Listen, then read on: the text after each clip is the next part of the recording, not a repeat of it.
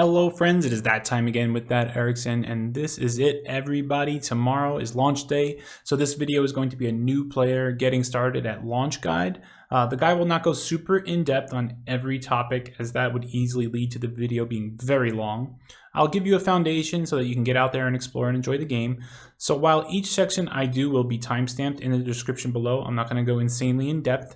Like I said, it's just quick. The footage is being tested on the test server, so it might not exactly be exactly what you see when you start on launch day. The live servers and vendors are going to be a bit different. Shops on the test server allow you to buy things for free and just test things out and test crafting and harvesting. That being said, there's a lot to cover, so let us jump straight into it. All right, so as soon as you enter, if you have no characters, you should be presented with the character creation screen, which I'll start with. In the character creation screen, you'll choose the race, the class, which I covered in some other videos. Mousing over it will show you the starting attributes of that race, the bonus attributes rather, and the powers that you're granted. Circles are passives, other symbols are actives that you slot onto your hotbars, and then you get additional slots depending on the particular race. So a Ganesian gets an additional ring slot, as you see on the bottom. The three classes that are available to the Ganesian are shown here, highlighted. Choosing one will show you, mousing over one will show you the powers that you get. Once again, if you see the icon that looks a little different, that's usually an ability that you slot onto your bar. If it has a line, that is a combo, meaning that you will do the ability and get a pop-up for the next combo in line. If it had a branch, there would be two buttons that you would see based on your hotkeys. You will have the description of the class, the primary resources and stats, as well as the three potential promotions, which are how you dive deeper into your class. So before we jump in with the class that we've created, let's go over the home screen here. On the top, you'll be able to add friends to your friends list. Your Hunger Dome rating, there's no Battle Royale or Hunger Dome going on right now, but that will probably be added as the game goes live for a little bit more and people are more used to it. Social is where you can add your friends, guild, and ignore list. The vault is where you can keep all of your account stash items, up to 400 if you have VIP, 200 if you do not. There will be available banks, meaning other campaigns that you've been in, you can import items into it based on the import tokens, which is 10, and you can export out of it an infinite amount of time depending on the campaigns from here to your account vault, which you can use in other areas. Shop will take you to the web browser where you can buy cosmetic items and things of that nature. It's purely cosmetic. Most things you can buy in the game for gold or currency. They give out tons of rewards. They give a lot of backer things every month, so don't worry. Nothing is super pay to win here. Even the little bonuses that you see you can get in the game by just playing. So now that you've grabbed your character, you're going to hit play. And here is where you can see the worlds. On day one, we're most likely going to have just the starting world. I don't know if faction and faction will be here. Dregs we know will not be. This is the guild versus guild, so you need to have a guild or to be able to participate in this. So let's focus on the things we know we're going to have. So player worlds are the Eternal Kingdoms. I can go over that in more detail in a different video, but this is your own space. You can use it to decorate. You can use it to create your own parcels. You can use it to set up a shop. You can use it as a PvP training spot for you and your friends. Or storage and dropping houses and things like that. It's pretty in-depth. Like I said, I'm not going to go too deep. Starting world is probably where we're going to be doing most of our fighting on the first day. As you can see here, if you click it, it has some details. It has symbols here, meaning PvP is enabled. This means you can bring in any inventory items. Mousing over things should tell you everything, the current season and the time remaining on this particular test instance. The map and the scoreboard will show you the zones and how they're connected. You'll see the three factions that are represented in this campaign, which are Sun, Earth, and Moon. And then mousing over a particular zone will tell you who is in control of this particular zone. So in this Arboreum zone, we have 6 outposts being controlled by Earth, 2 forts, 1 keep, and no castles because there's no castles here.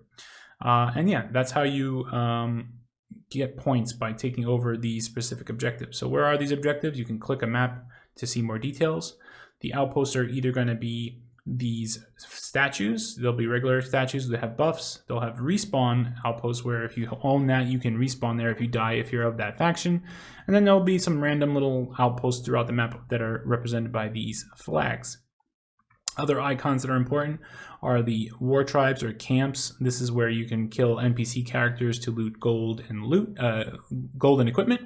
You'll have a world bank, which is super important. You're going to want to go here to drop off any gear or gold that you find. In the starting world, I believe you can be looted for half your gold in the 3 around Sky Point, and then Sky Point itself, you can be fully looted of your gold only. Yeah, so, you know, mouse over these icons. It's pretty self-explanatory. You can use this, you know, positioning system from the right and left to determine where you are. If you need to communicate with your friends, that's how you do that. Refineries are where you can drop off the caravan pigs, which you'll go over in the tutorial. But basically, you go to the pig, it'll lead you, you'll lead it to the refinery where you can get some additional rewards and then break down those materials or use them later in other campaigns, which I won't cover here. So the leaderboard is important because it tells you who's winning. Like I said, here you get points based on what you hold. These are the symbols: outpost, fort, keep, castle, and who's controlling them. Event schedule will tell you when you can loot or fight over a particular fort. There will be hotspots that will show up as a hot zone, so combat heavy areas. If you go to these, you get more bonus if you try to do that. Skinning drop rates are multiplied, for example, here. So check this often. Divine Favor is a system that happens on the with 3 cards over the 4 seasons. So spring, summer, fall, and winter. Each season you will get 3 new cards, and they will have descriptions here on how you can earn bonus points, earn bonus rewards, get more points for your faction, things of that nature. These will be different each season. All right, so now that I've explained the map and leaderboard, let's just jump into the campaign. Okay, so once you load in, you will be in the temple. Here you'll be presented with a new player experience. You can follow this if you'd like. It's a, you know, your traditional questing. You follow the steps, follow the objectives on your compass. But yeah, I would highly suggest doing the new player experience if you're a brand new player at least once. It is not mandatory. You can skip it. You can just proceed out into the world and level up that way.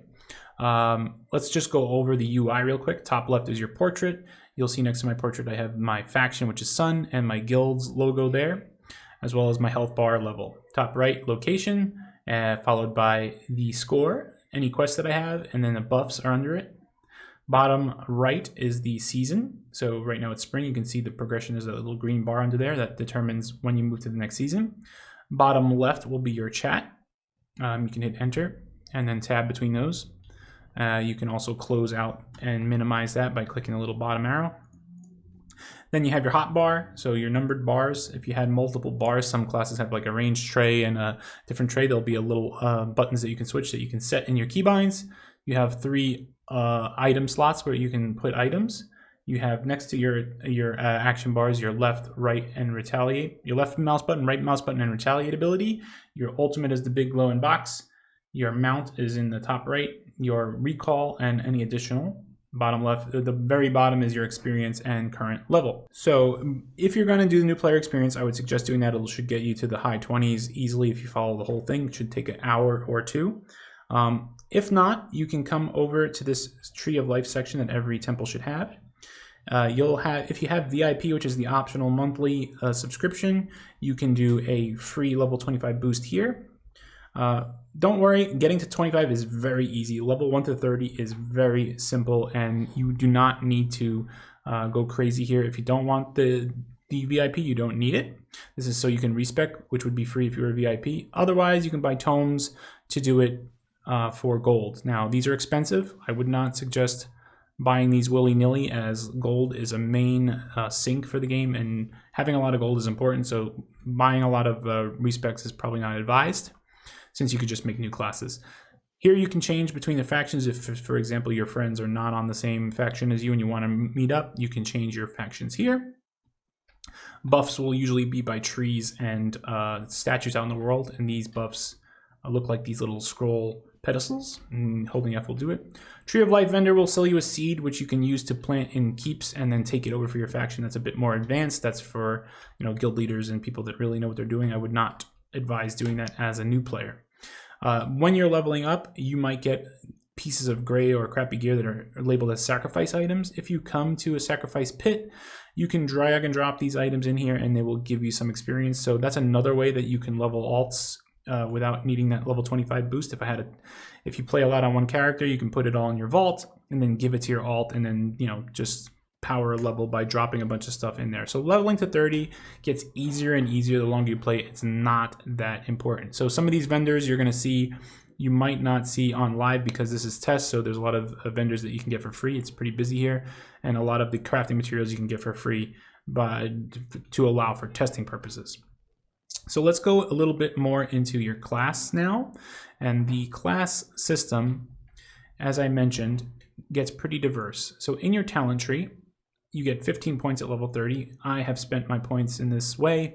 Once you get to here is where you choose your promotion classes. So I, for example, chose this Fanatic promotion class. Gives you the enhancements, your role, and some abilities that enhancements to some of the abilities that you have. At the end is always 3 domain choices. Now domains are useful because they allow you to buy more disciplines, which really further customize your character. So I have taken the justice domain. So under the Crowpedia, I can sort by domain justice and see all the disciplines that are available to me. Mousing over them will tell you. On your character sheet, this section is where you put your disciplines. So I have Paragon and Redeemer, blah, blah, blah. So based on your domain is where you can buy these disciplines, and they cost you some gold. And you can see the ones that I have available to me based on my domain choice are available for purchase are white, whereas the ones I don't have the domains for I can't use. So there's a lot of customization with majors based on your domain, and also the minors will be based on your domain as well, which ones I have available to me, and using gold to buy those, okay? Now, how do you progress further are vessels. So vessels are something that are crafted by necromancers.